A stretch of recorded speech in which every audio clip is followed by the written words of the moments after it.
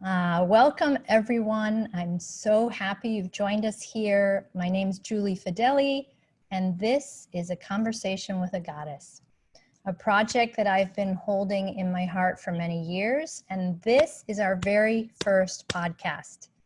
And when I envisioned launching this project, it was today's beautiful and powerful goddess that I knew had to be the very first guest. And I'm very honored and feel very fortunate to share a conversation with her, and delighted for all of you who are watching and listening to discover more about her profound and extraordinary work. My dear friend, Shakti Butler, PhD, is founder and president of World Trust.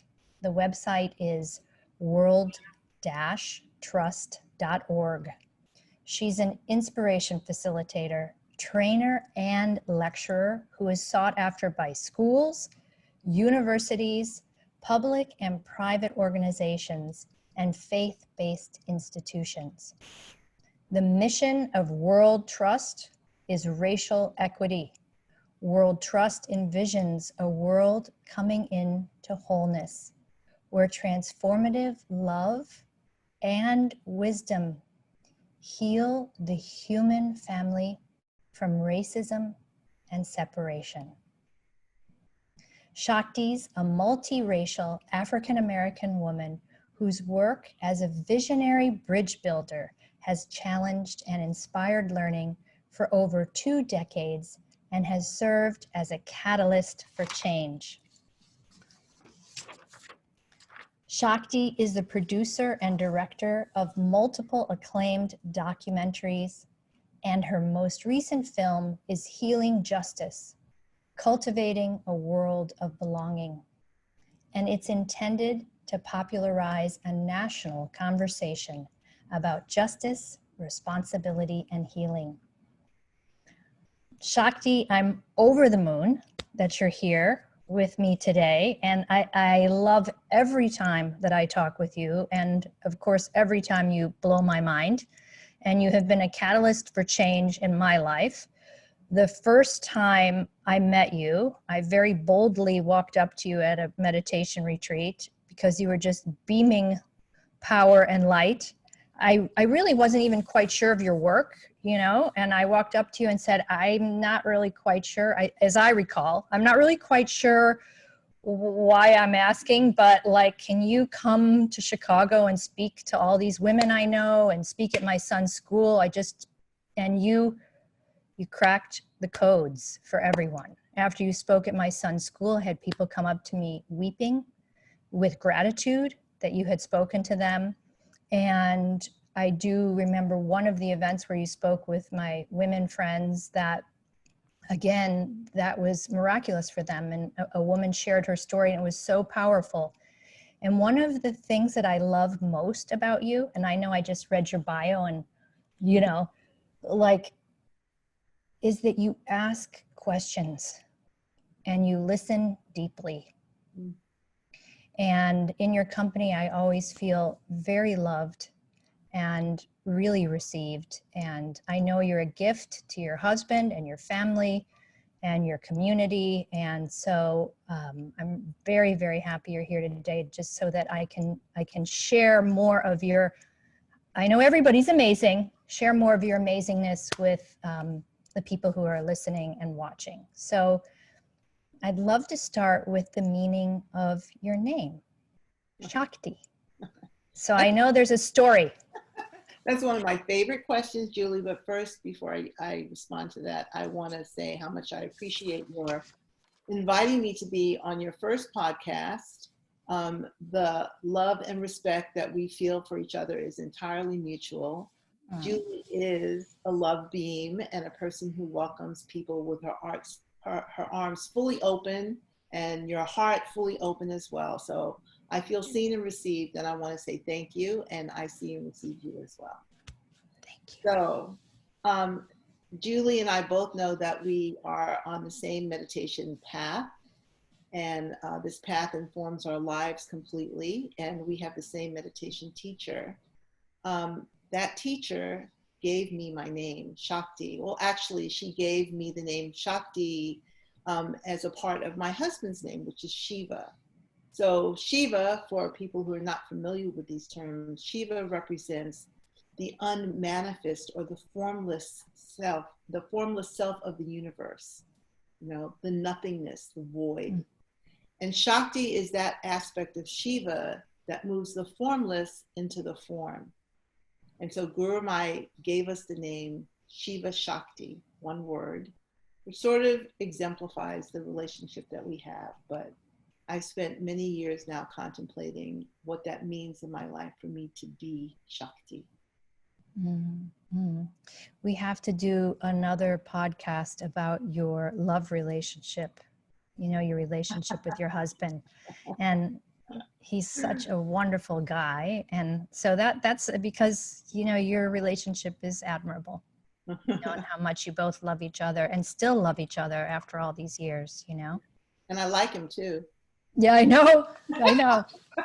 And you, blended family and extended family and family upon family, you really, you've built community there, of course, as well. So when, I've always been curious about this, when and how did you decide to create and found World Trust? Mm-hmm. Well, I think I've always been World Trust. It's World Trust Educational Services, Inc. We are a small nonprofit organization.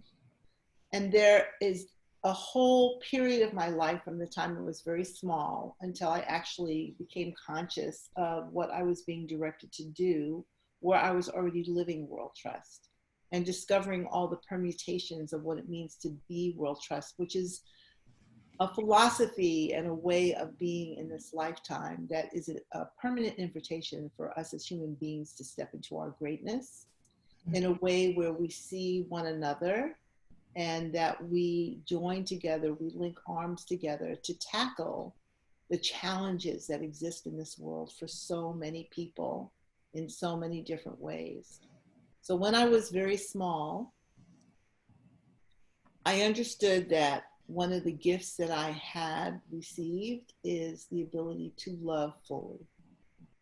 And the way that was made manifest to me is that I would wake up early in the morning and I would watch this shade of pink roll across the sky. And I always knew that that was God's love for me. But it wasn't just for me, it was for everyone. And so I felt like I belonged. I felt like I was a part of. I still feel that way, but so is everybody else. And it doesn't matter that on the surface we have all these differences or the ways that we make each other other. The truth is we are one.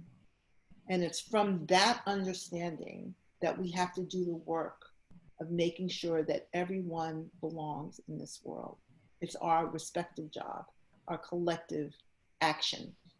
That's the only way we can make that happen. So let's talk about this belonging and imagination. So, you have spoken to me, and the mission of World Trust is a world that works for everyone.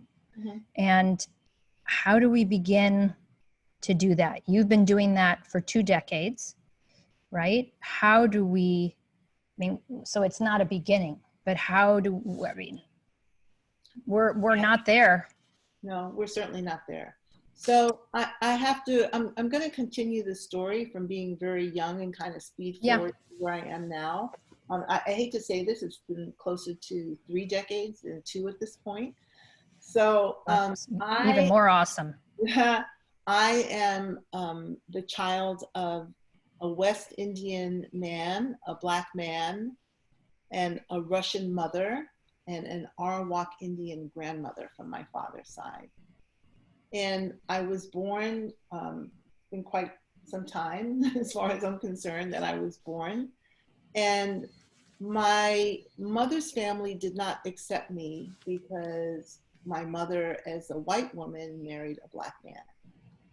And so I understood what it meant from my own personal family, as well as my experience of walking through the world as a very light-skinned, well, we'd have called me in those days a colored girl. We don't use that language anymore, but I understood what it meant, that my place in the world was very different from my understanding of my place in the world when I looked at that pink in the sky.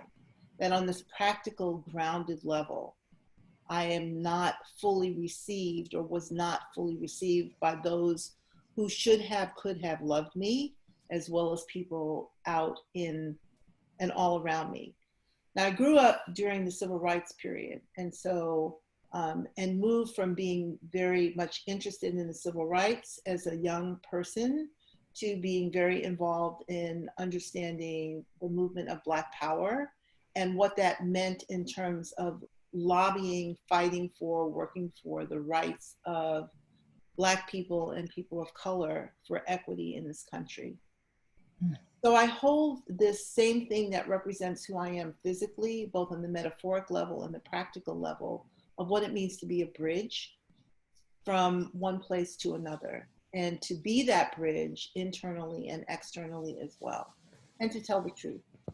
So my thoughts about the work that I do and how I frame that work is very much about us understanding the history of the United States, as well as history from other parts of the world, the global history of colonialism and what that actually means, and to be able to look at it square in the face and say, I'm a byproduct of systems that have been created for me.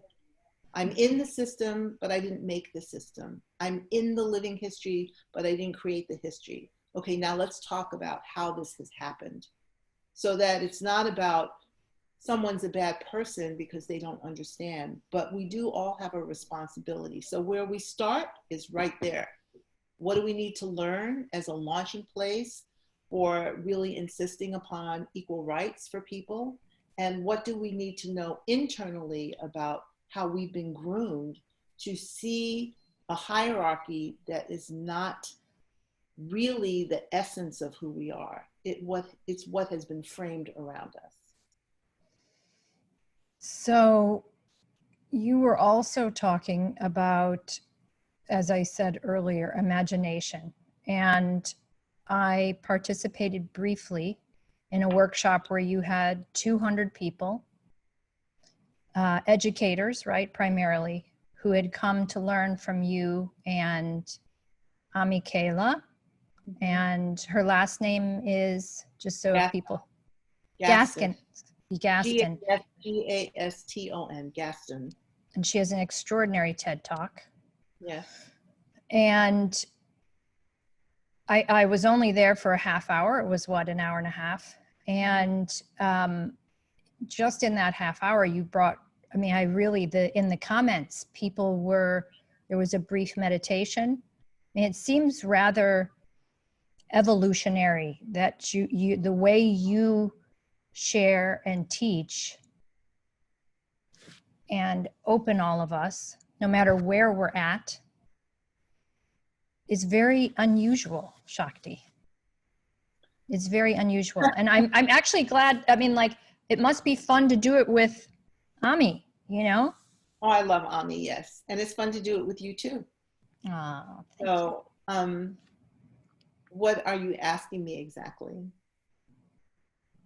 I want you to share about your work that you're doing within institutions, perhaps institutions of learning, but also perhaps systems that are institutions. And your film, I mean, you have created many films, but Cracking the Codes, right? It's systems of inequality. Is that Inequity.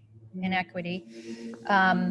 Yeah, so, I mean, within the prison pipeline, I mean, it's a broad question, but.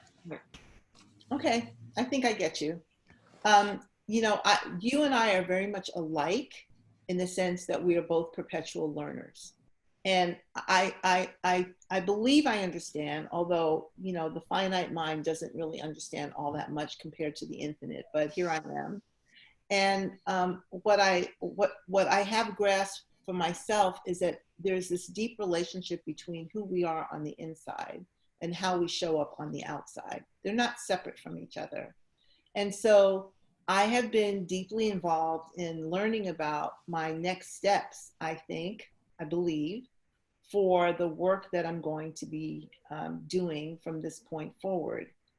So I have spent these many, many years making films and breaking down for people how systems work and how structures work and how history and culture and identity are part of the frame of how power and economics work in this country and in the world. And breaking that down so we can sort of understand some of the more subtle and overt consequences of us being asleep in many different ways. But I also understand, and this is from my wise, wise father, who was my very first meditation teacher, which was, that's a story in and of itself, but very quickly, my father's grandmother was the 8th daughter of the shaman of her people.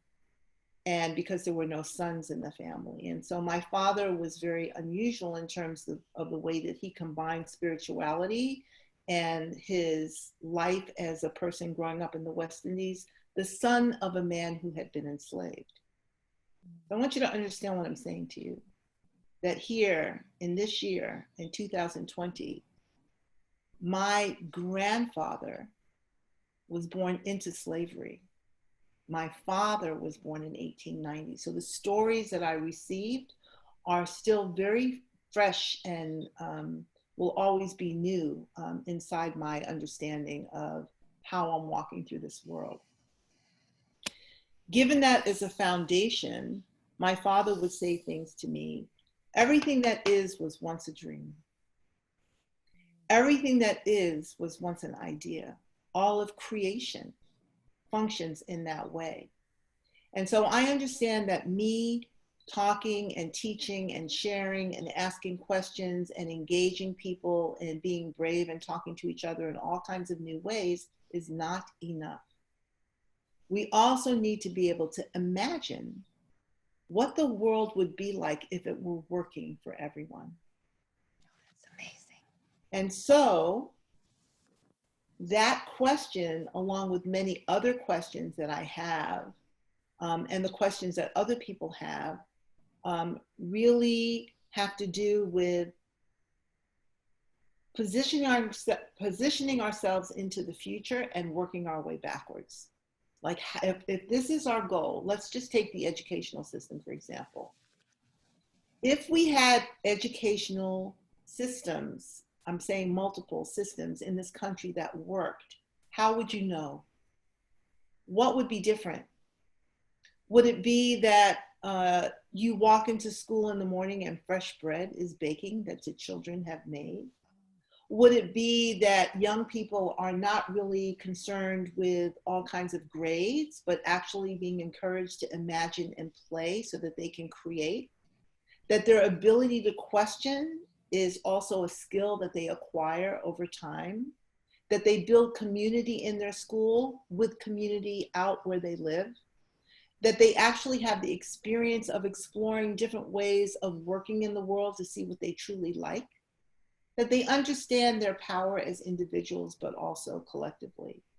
And if those kinds of things you say are really powerful and they would make sense, what would need to change for that to happen? And how could we get together with a group of people and restructure what we're doing from the ground up? Even if it is, what would it take for this small community to have a new center, a new town center, a new neighborhood center where we come together, but because around us, the structure has changed and maybe we're not working nonstop. Maybe we have some universal income and we're working 3 days a week so that we have enough time to be on the committees that are actually making the change.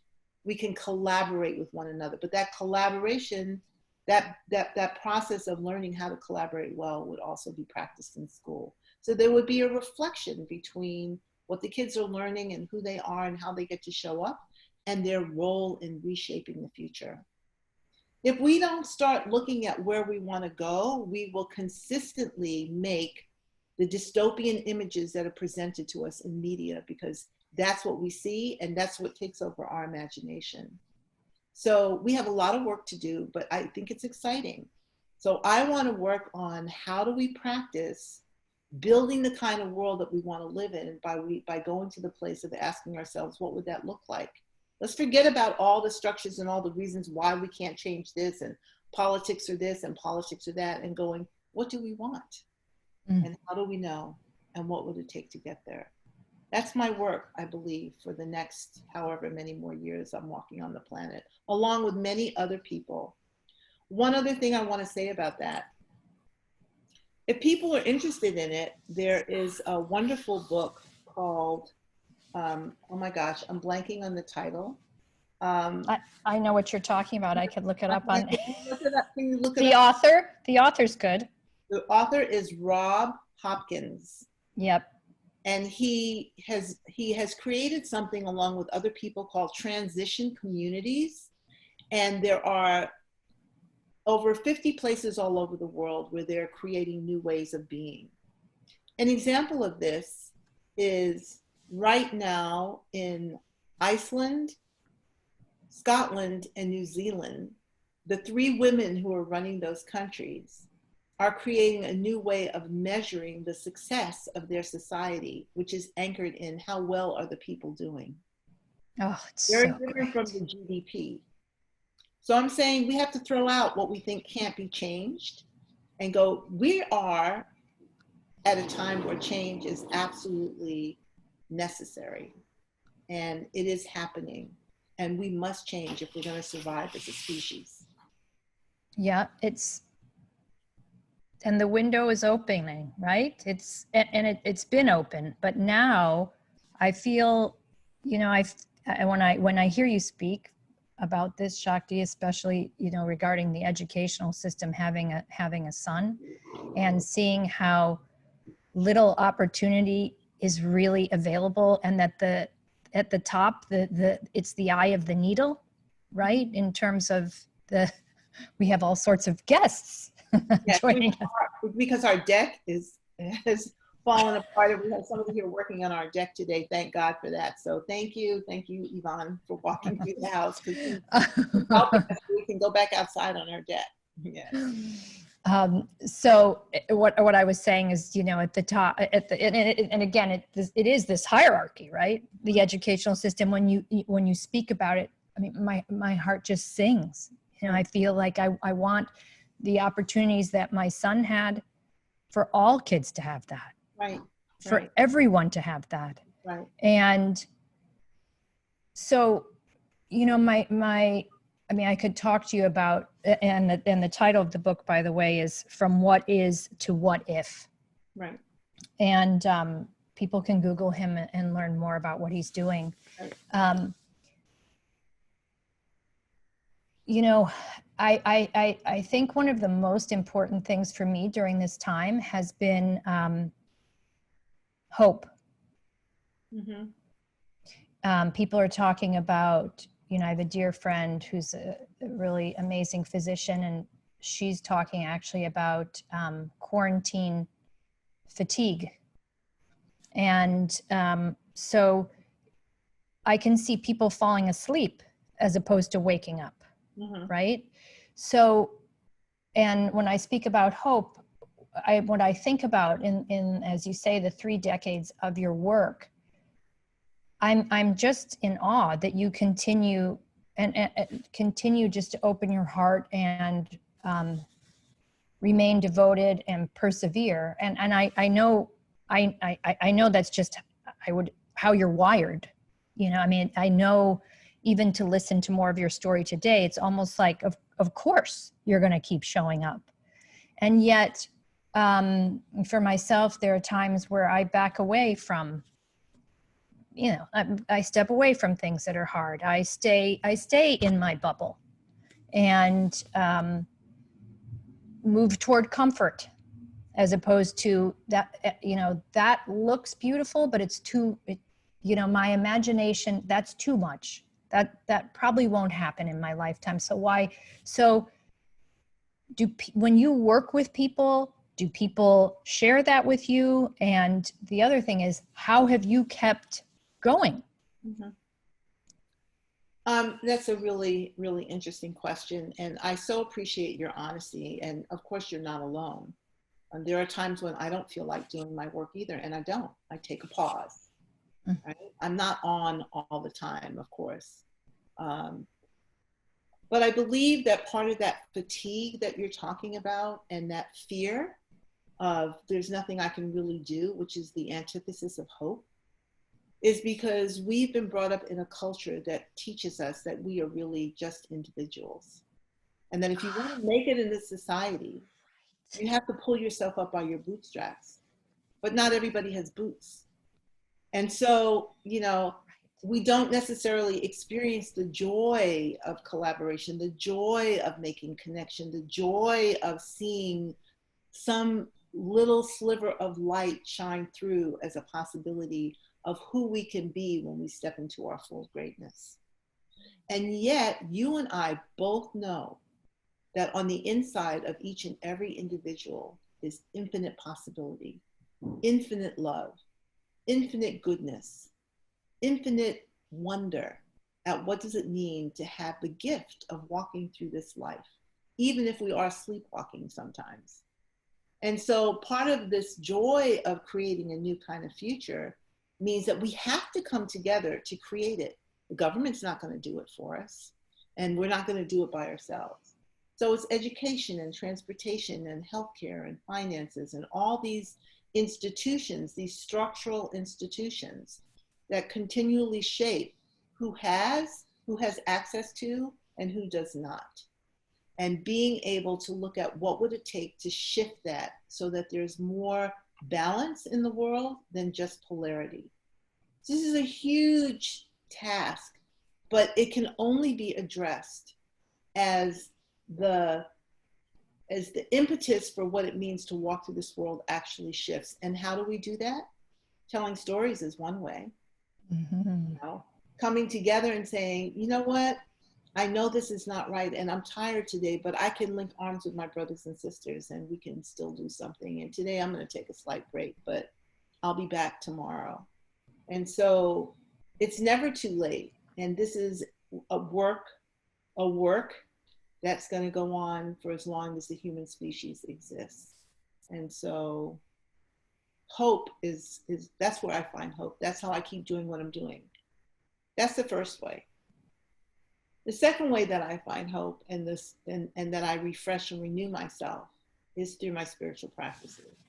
If I were not a meditator, if I did not have a way to tap into the core of who I am and remember and experience that beauty and that infinite wisdom that lives inside every human heart, I could not do what I'm doing. So I don't feel alone. I feel like I have so much grace in my life and so much access to creativity that it is then my responsibility to share that with others. And so that's how I find myself where I am, that I get to share that with others. I get to laugh with other people. I get to cry with other people. I get to be strong with other people. I get to dream with other people. I get to be. And oh my, what a gift that is to get to be in my skin in this world. Listening to you is just, I mean, really is, I mean, I want to say heavenly, but it's way beyond heavenly. It's on every level, Shakti, which is why you're such really why you're creating great change. You when you speak, I feel you deeply rooted into the earth and your heart and above. And it's not only your words carry the power and the change.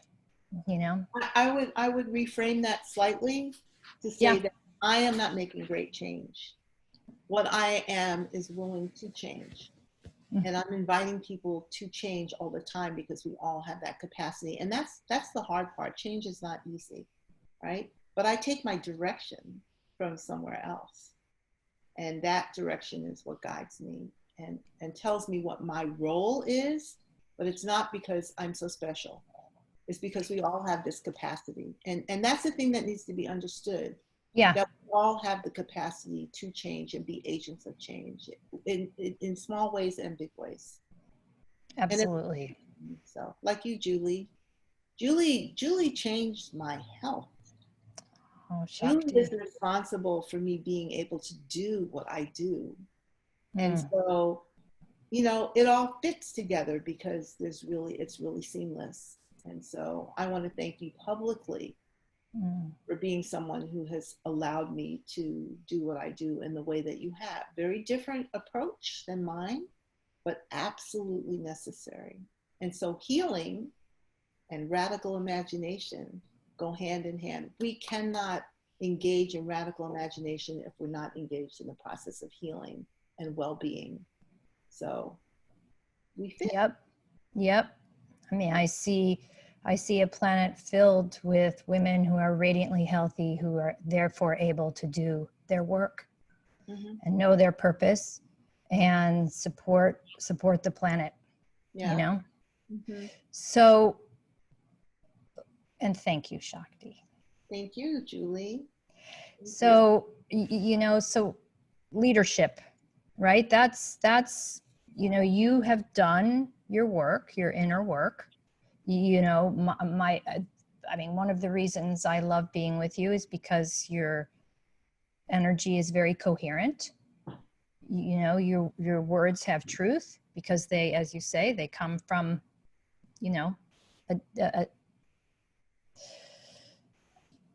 and so feminine leadership.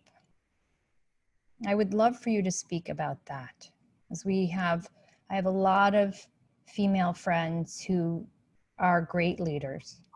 And, we've heard from, we see that now more around the planet, right? So that's great that I can see more women leading, and we have access to more women who are leaders. So what, do you have any personal experiences you'd like to share, thoughts about your own leadership as a woman or feminine leadership in general? That's a really interesting question. There's a book that I totally love called Emergent Strategies. Emergent Strategies. And it's by, the author's last name is Brown, Brown, Adrienne Brown. And she talks about fractal change being at the source of larger change. It's like when you understand systems are all about patterns and relationships. And it's when you make a small change in a system, it can ripple outward. So I don't think of leadership as someone necessarily being, at the front of right. people leading us on. And that can be somebody's role. That's what they do. But I think that leadership happens every single time a person shows up with themselves, questions themselves, is honest with themselves, and surrenders to the higher good so that they can experience their own inner serenity. From that place, one can make better decisions. So my role as a leader is the same as your role as a leader, or any other person who's a leader, is to draw forth the inherent goodness that's inside other people. That's leadership. It's not really, I think a lot of people think differently about that, but I believe that it takes a certain kind of vision to be willing to see yourself clearly and to be able to see the goodness in other people clearly and to work from that particular place, rather than I'm going to show you what to do kind of place. Right. Absolutely. Yeah. You blew my mind again on that one, like, you're so cute. So any final thoughts here regarding the deck? Well, You need a good deck during quarantine, Shakti. I see everything. Well, I have a deck on 2 of the floors, so I see everything as a metaphor, and I think building the deck is like building anything. You frame something and you need help, and you certainly can't do it alone. You need other people's expertise. Right. But I think that we are right now building a deck from one way of being to another. That this is an invitation for us to expand our consciousness and to reach out to be with other people so we can make wise decisions and allow ourselves to make mistakes as well.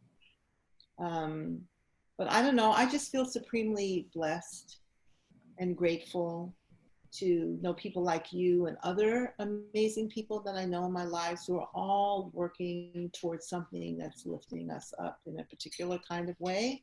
And that particular kind of way is to the highest of who can we be as human beings? How can we be our full human selves? What kind of qualities do we need to learn how to truly love ourselves so we can love others? And who cares what door you walk through? You may be loving someone else and that takes you to your own internal place, or you may be in your internal place and that leads you to walking to an external position. But practice, practice, practice, and taking time to be still and hear how you're being directed. That's a good thing. So thank you. I want to thank you for asking me these really good questions and, being the kind of moonbeam of love that you are in the world, and your concern for other people and your ceaseless inquiry into how you can be better and how you can work in your relationships and how you can love other people. You're an example of that. And so we need to understand that about ourselves, that we are examples for the direction that we need to move into in so many ways. We need to acknowledge those and turn them into stories that other people can hear. Thank you, Shakti. What I really also hope for is that every woman is able to recognize and then share her own greatness, and also attract women into her life.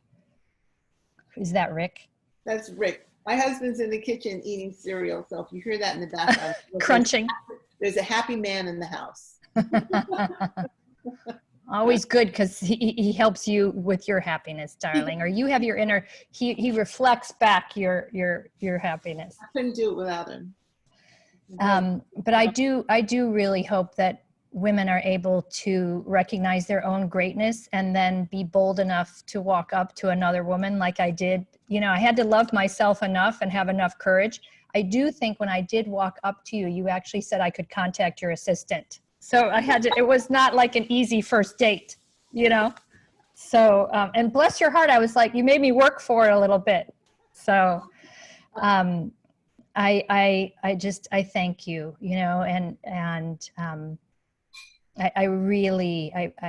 I pray that many people hear this conversation and that many people go to your wonderful website, do you say dash? It's world-trust.org. She has a beautiful website, and you speak all over the globe. And you have many films that are available on the website that are, for a lot of people, and particularly people who are white, really are mind-blowing, and everybody who listens, watch at least one of the films. You have many choices, but watch at least one and then share that, So Shakti, thank you for being so committed to creating a different world, a more beautiful world. Thank you for being so committed to your spiritual path. Thank you for modeling, really, what it is to be so joyful and at the same time really be, as I said earlier, cracking the code, you know. So bless your heart. And if I'm the only one who hears this conversation, lucky me, man, you know, lucky me. So give a big hug to Rick, and I love you. You are an incredible blessing for everyone who knows you, and an incredible blessing for humanity. So thank you, thank you, thank you, darling. I could talk to you for hours. Okay, I love you. You too. Bye.